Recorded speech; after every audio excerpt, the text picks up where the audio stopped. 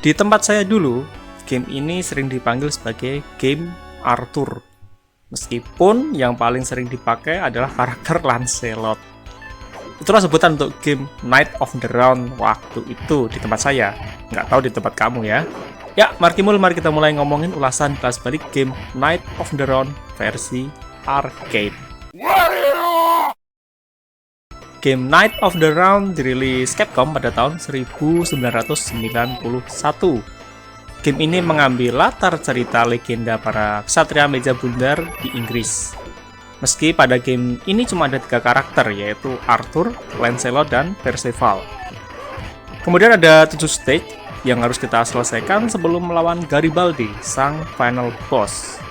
Ketiga karakter yang bisa kita pilih juga memiliki archetype yang berbeda, di mana Lancelot adalah karakter yang bertipe cepat dan memiliki jangkauan panjang, dan dia jadi favorit banyak player di tempat saya. Kemudian ada Arthur yang bertipe balance, dan ada Perceval yang bertipe power. Game Knight of the Round ini versi arcade termasuk sukses di pasaran, sehingga Capcom merilis versi konsol di Super Nintendo dengan hasil porting yang lumayan. Nggak buruk, juga nggak istimewa. Sebuah hal yang wajar mengingat mesin arcade CPS itu memang memiliki performa yang jauh lebih baik daripada performa Super Nintendo. Dan hal ini pula yang menyebabkan pada versi Super Nintendo perlu disesuaikan. Salah satunya adalah hanya bisa untuk bermain 2 orang, nggak bisa 3 orang. Dari segi cerita, pada game Knight of the Round ini sederhana banget, dimana diceritakan Arthur, seorang ksatria yang berhasil menarik pedang sakral maksud saya, yaitu pedang Excalibur yang tertancap dari batu. Dan setelah berhasil menarik pedang tersebut, Arthur mendapatkan pencerahan bahwa dia ditakdirkan untuk menyatukan kawasan Britania Raya dan menjadi raja untuk memimpin mereka. Maka Merlin, sang penyihir, mengirim Arthur dan kedua temannya yaitu Lancelot dan Perceval untuk membebaskan kawasan Britania dari kendali Raja Garibaldi. Kemudian mempersatukan kawasan-kawasan yang kelak menjadi Britania Raya. Kelak ini maksudnya saat ini.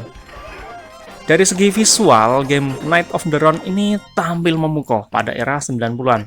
Animasi, warna, detail, dan karakternya itu tampak sangat baik di sini. Meski game ini masih menggunakan mesin CPS generasi awal dari Capcom, itu mesin yang sama untuk game Street Fighter 2 versi awal yang World Warrior itu. Meskipun dari segi background, di game Knight of the Round ini terlalu statis. Oke, kemudian dari segi audio juga bagus, terutama musiknya yang sangat memorable dan mencerminkan suasana medieval pada kala itu. Kalau dari segi gameplay, sebagai game beat 'em up, game Knight of the Round memiliki mekanik dasar yang serupa dengan game-game beat 'em up yang lainnya. Tapi tentu saja ada beberapa mekanik yang menjadikan game Knight of the Round ini unik dan berbeda. Di antaranya adalah soal item. Berbeda dengan pada game beat 'em up yang lain, yang setiap item cuma dihitung sebagai 1 item, maka pada game Knight of the Round ini ada item-item yang biasanya yang berukuran besar itu bisa kita pecah menjadi beberapa item. Hal ini membuat kita bisa lebih fleksibel, nggak perlu rebutan saat main berdua, dan seperti contohnya satu loyang besar salad itu bisa dibagi menjadi 6 mangkuk kecil salad. Kemudian kalau dipecah itu malah kalau diakumulasikan nilainya atau poin skornya itu lebih tinggi daripada jika kita coba ngambil 1 aja. Keren lah. Kemudian dari gameplaynya juga ada yang unik, yaitu karakter kita nggak bisa memegang lawan karena ya karakter kita kan menggunakan senjata semua. Kemudian di game ini juga kita bisa melakukan blocking atau menangkis serangan dan melakukan serangan kuat.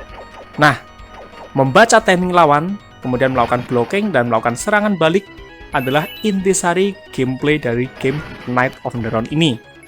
Menghitung timing lawan, menangkis, lalu menyerang balik.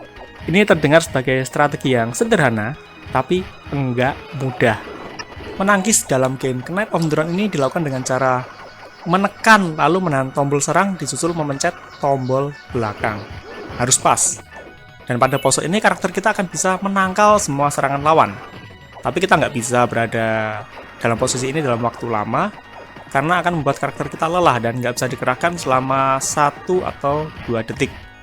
Dan durasi dari pose bertahan ini juga cuma 2 atau 3 detik saja. Dan sementara itu, jika kita berhasil menahan serangan lawan, melakukan blocking yang sempurna, kita akan punya invisibility selama sekitar 1 atau 2 detik. Dan pada saat itulah momen yang tepat untuk melakukan serangan balik. Ini adalah sebuah hal yang bagus menurut saya, karena nggak kerasa sebagai mekanik yang overpower, karena sulit dilakukan tapi sangat rewarding. Dan ini nggak ada di game beat'em up yang lainnya. Ada sih Golden Axe bisa ngeblok, tapi caranya beda. Kemudian untuk melakukan serangan kuat, caranya juga mudah. Cukup dengan menekan tombol serang, disusul menekan arah ke depan. Kemudian mekanik unik lain adalah adanya level up, di mana setiap mencapai skor tertentu, karakter kita akan naik level dan akan berubah penampilannya. Memang, kenaikan level ini nggak berpengaruh pada gameplay, cuma pada tampilan, dan juga pada proses level up ini, maka otomatis life bar kita akan kembali terisi penuh, dan levelnya ini maksimal bisa mencapai level 15, dan akan membawa perubahan drastis dari tampilan karakter kita.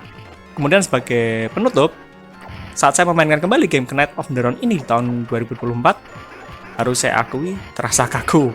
Sensasi kaku ini saya dapat ya dari mekanik gamenya itu sendiri yang memang sangat berbeda dengan game-game beat'em up yang lain. Yang seperti saya sebut tadi, game Knights of the Round ini fokusnya adalah ke membaca timing, blocking, dan counter attack. Meski saya akui juga mekanik unik inilah yang membuat game Knights of the Round itu ngangenin loh bagi saya, karena nggak ada yang lainnya. Meskipun ya memang saya akui saya nggak bisa lancar main game ini. Ini termasuk susah gameplaynya.